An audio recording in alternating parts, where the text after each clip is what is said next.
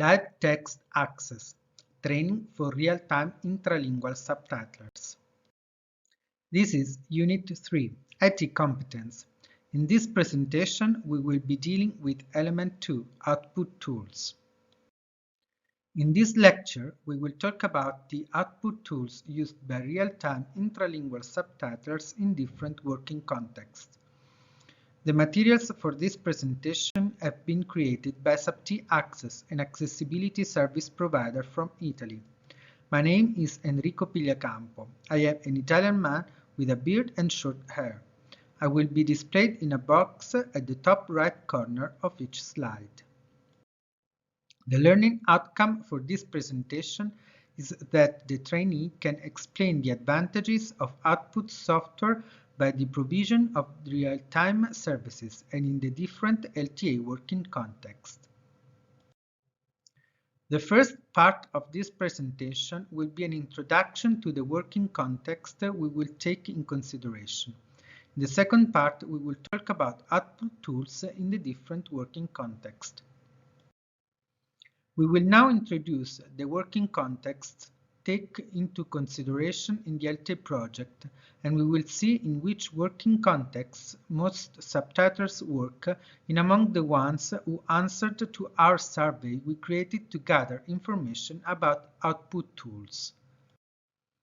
Since its beginning, the LTA project has focused on 5 working contexts: cultural events, parliamentary assemblies, broadcasts, workplace, and education.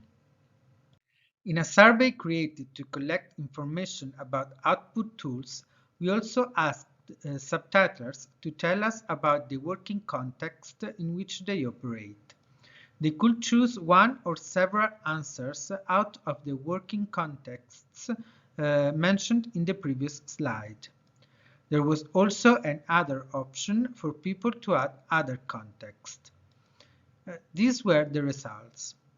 Cultural events, 23 answers, 57.5%. Parliamentary assemblies, 13 answers, 32.5%. Broadcasts, 12 answers, 30%. Workplace, 30 answers, 75%. Education, 30 answers, 75%. Other, 19 answers, 47.5%. Those who answered other specified the following contexts: court, police, psychological settings, healthcare, charitable sector, hotlines, and phone calls.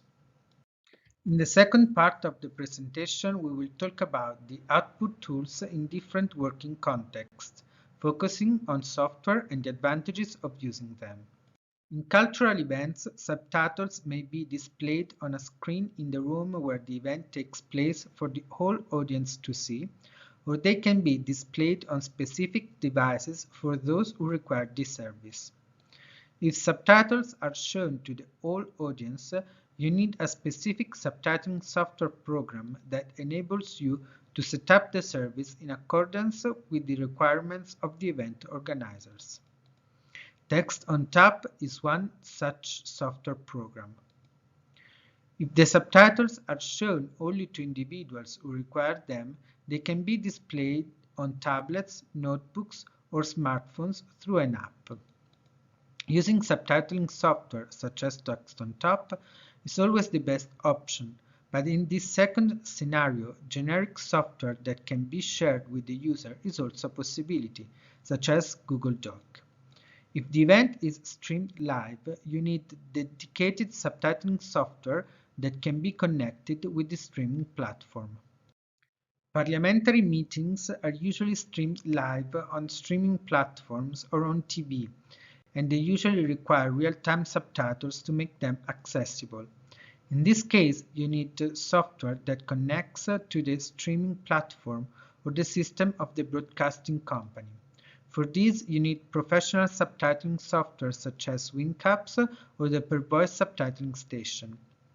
Many software programs also enable users to download a transcript of the subtitles at the end of the meeting that can be used for reporting purposes. If you work for television, you will have to send your subtitles to the system of the broadcasting company. You need a professional software program that connects easily to the broadcasting company system and that can adapt subtitles characteristics to the client's guidelines. One of the most commonly used software programs for TV broadcasts is Fab Subtitler, but it is not the only one. In the workplace, usually subtitles are meant for individual users. They read them on their tablets, notebooks, or smartphones. You can use professional software, but also generic software not developed specifically for subtitling, such as Google Docs file that can be shared with the client, or Microsoft Word by sharing your screen with the end user. Working in education context is very similar to the work you do in workplaces, the difference being that end users are students in schools or universities. They usually read the subtitles individually and general software programs can be used. There are also professional software programs created for real-time subtitling in education, such as ReSpeaker Online created by SwixTXT, that also enables students to chat with the subtitler and insert notes while the text is being created. They are also useful if the transcript can be used to study after the lesson. Summary. To summarize, each context has its own characteristics that need to be taken into consideration when choosing the output tools. These tools must help you meet the needs of the end users and improve the quality of your service. Exercises.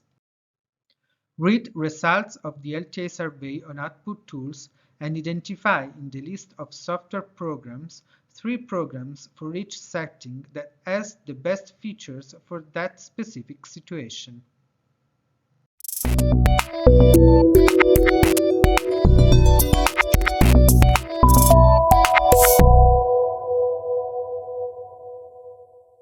LTA Live Text Access, Universitat Autónoma de Barcelona, SDI, Internationale Hochschule, Scuola Superiore per Mediatori Linguistici, ZDF Digital, European Federation of Hard of Hearing People FHO, Velotype, SUBT Access, European Certification and Qualification Association ECQA. Co-funded by the Erasmus Plus program of the European Union. Erasmus Plus project 2018-1-DE01-KA203-004218. The information and views set on this presentation are those of the authors and do not necessarily reflect the official opinion of the European Union.